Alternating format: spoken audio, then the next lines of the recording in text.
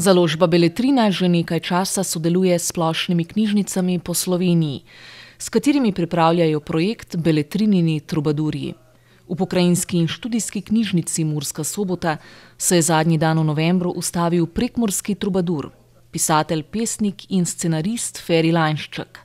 Med drugim je predstavil svoj najnovejši roman Petelinje jajce, v katerem je prisoten magični realizem. Spregovoril pa je tudi o ostalih delih, ki so izšla v letošnjem letu. Z avtorjem se je pogovarjala Darka Tancer-Kajnih. Za glasbeno obogatitev celotnega večera pa je poskrbela Danica Baša. Predhodnica Petelinjega jajca je knjiga Kurji pastir, ki je sicer izšla leta 2020 in hitro doživela uspeh. Pripiše si lahko tudi nominacijo za Kresnika. Nekako je tako, da so tiste knjige, ki uspejo, ki so dobre, zmeraj pri meni povezane z neko anekdoto.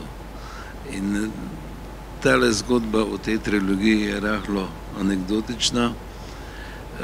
Namreč, ko me je založba povabila, naj napišem nekaj o svojem otroštvu, ker je Mitja vedel, da je pač to moje otroštvo bilo tako posebno, sem jaz zelo hitro na to pristal. Zelo hitro sem rekel ja, podpisal pogodbo, ker sem bil prepričan, da bom pa zdaj lahko nekaj napisal z lahkoto in mimogrede in da se bom malo prešvercal kako leto. Potem je založba dala to knjigo v svoj program, seveda, in jaz sem ugotovil, da to ne bo tako, kot sem si jaz zamišljal. Najprej sem se ugotovil, da nimam tako zelo dobrega spomina, da se seveda iz tistega zelo zgodnjega otroštva ne spomnim stvari v toliki meri, da bi lahko napisal neko resno avtobiografijo. Skratka, malo me je pa vse skupaj tudi frustriralo, ker se mi zdelo grozno, da se ne spomnim. In še bolj se mi zdelo grozno, da je nekaj mojega za zmeraj izgubljeno, ker se ne spomnim. No, skratka, tisto leto knjiga, ko je bila napovedana, ni išla. In jaz sem rahlo razmišljal, da tudi ne bi nikoli išla, ampak ko si enkrat zaseješ to, ko se ti zaseje nek izziv, potem običajno ne odnehaš, ali pa jaz ne odneham, tak sem. In sem seveda mrzlično iskal poti do tega svojega spomina. Zdaj v tisti prvi fazi sem seveda nadlegoval sorodnike in ti, ki so še živi iz tistega časa, in sem spet zelo hitro ugotovil, da se seveda tudi oni ne spomnijo toliko, kot bi jaz potreboval. In tudi, če se spomnijo nekih drobcev in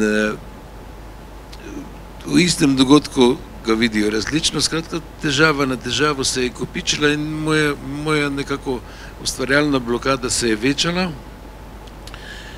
No in potem sem prišel na idejo, o kateri sem sicer že velikokrat govoril v svojih intervjujih, da bi poskušal z neko metodo, ki sem jo odprej poznal, reče se je metoda aktivne imaginacije, po Jungu je oblika psihoanalitične metode, pravzaprav njegove, ki sem jo jaz razvil za svoje ustvarjalno delo.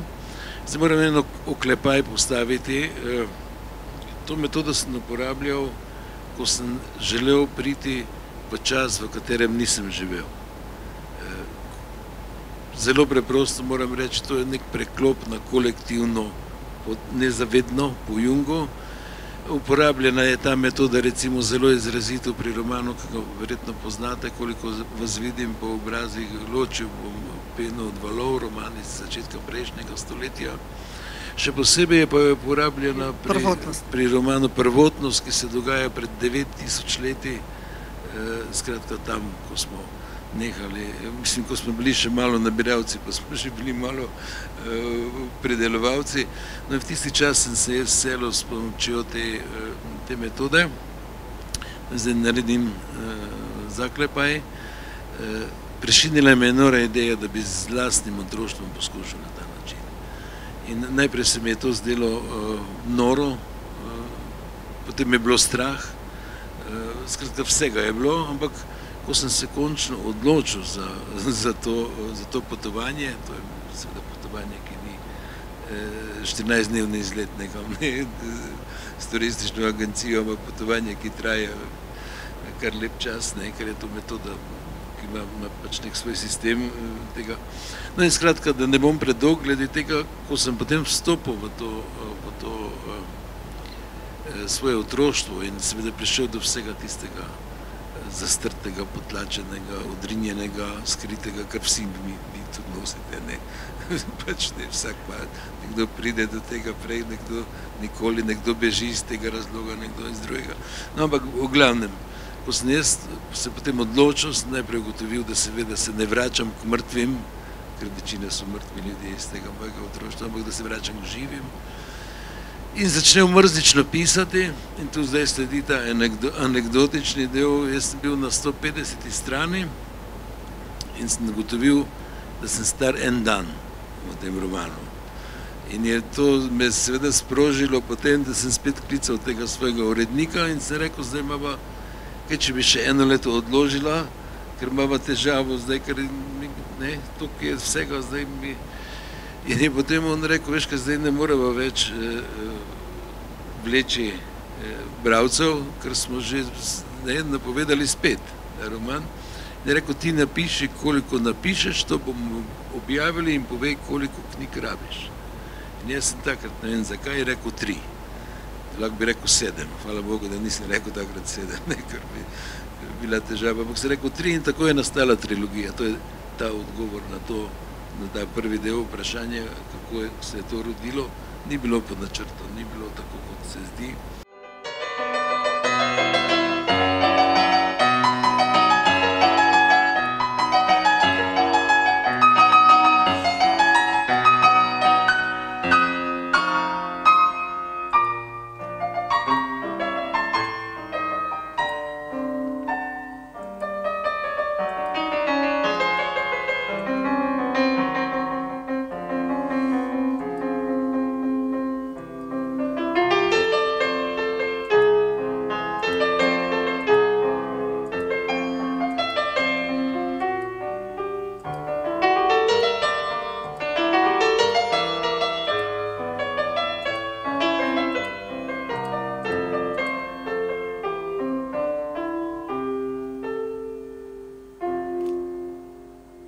Ta prvi roman, si že sam povedal, da pravzaprav je bolj roman o mami in tvoji mami in očetu in tvojem rojstvu in prvih mesecih, torej življenja.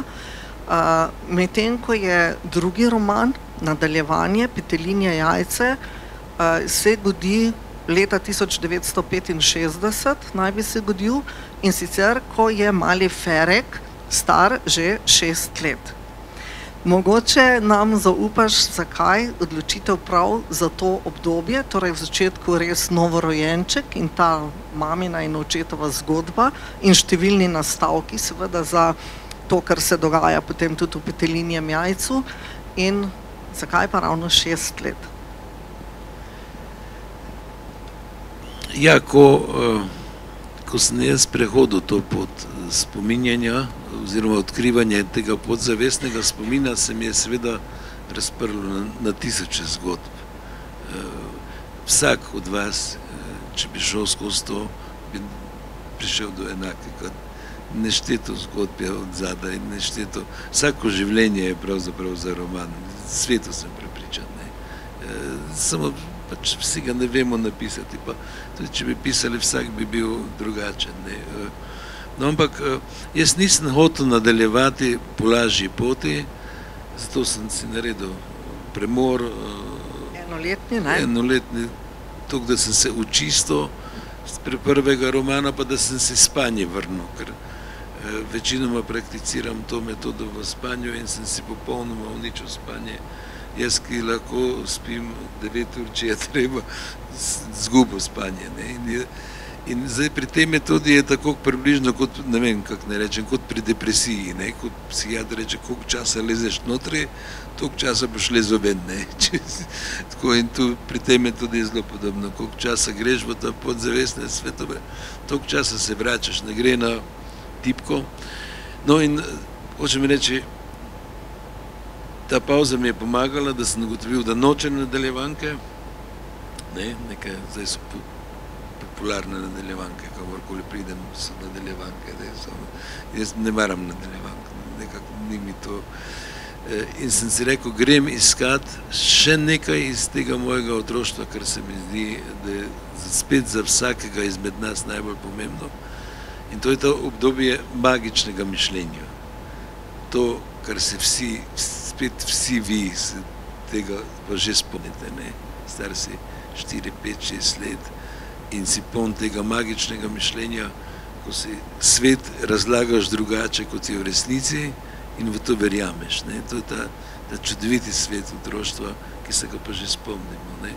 Jaz ne vem, skozi govorim te primere tega mojega izrazito magičnega mišljenja. Ne vem, tam tisti radijski spremljeni, verjetno pišem o tem, se zdaj se ne spomnim. Pri sosedovih so imeli radio s tistimi gumbi in so me prepričali, da so vsi, ki govorijo v radiju notri, in da vsi, ki igrajo, so v radiju. In jaz sem si to tako zamišljal in sem v to verjel. In moja prva poklicna izbira je bila, ko so me vprašali, kaj boš, ko boš velik, sem jaz rekel, da bom igral klarinet v radiju. In jaz sem se videl takega malega, kako igram klarinet. Verjetno je to z tiste Avsenikove glasbe, po moje. No, ampak hočem reči, šel sem iskat to magično mišljenje in zato je nastal ta roman Petelinje jajca, ker je izrazito iz tega obdobja. Vmes sem pa odkril nekaj, kar ne vem, če ste vi pri branju tega romana, kateri ste ga brali, odkrili, tega nisem jaz vedel. Odkril sem nekaj, da je to okolje, ker jaz kot otrok odraščal, kot poln teh svojih fantazij in teh svojih razlag sveta, pravzaprav bilo tudi v magični fazi. Veste, vsi se spomnite starejši, vraže, čarovnice, bajeslovna bitja, vse to je živelo tam še, je bilo živo, so še ljudje verjeli.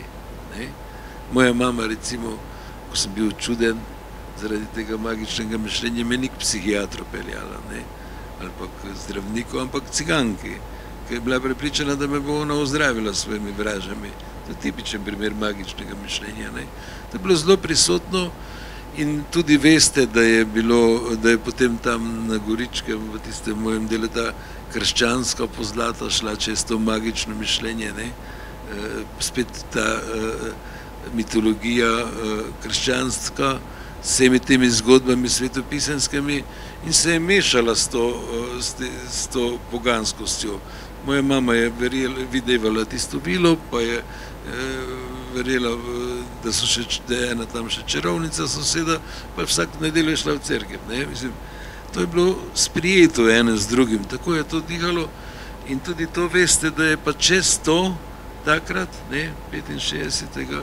je pa šla pa še ta komunistična mitomanija ali pač ta komunistična, ki je bila pa tudi magična.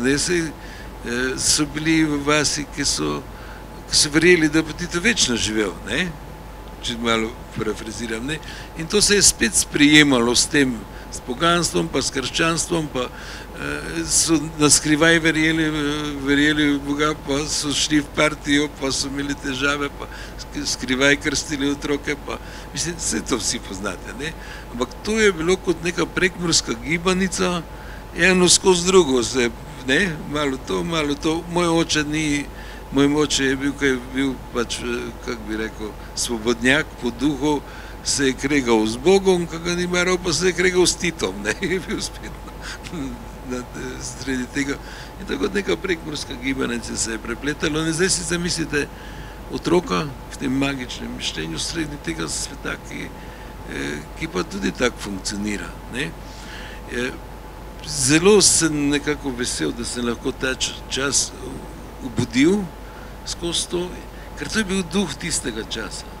To je bil duh tistega časa. Vsi ga nosimo, vsi starejši ga nosimo s sabo na ta način. Vse smo različno se potem do tega opredeljevali, pa različno nas je zajelo, pa različno nas je povleklo, ampak to se mi zdi, kaj je pa nekaj, kar sem pa odkril. Ko sem iskal lastno magično mišljenje, sem v bistvu odkril ta nek svet, čarobni svet, in ti me sprašuješ, zakaj me mojo literaturo označujejo za magični realizem, zato ker je to magični realizem.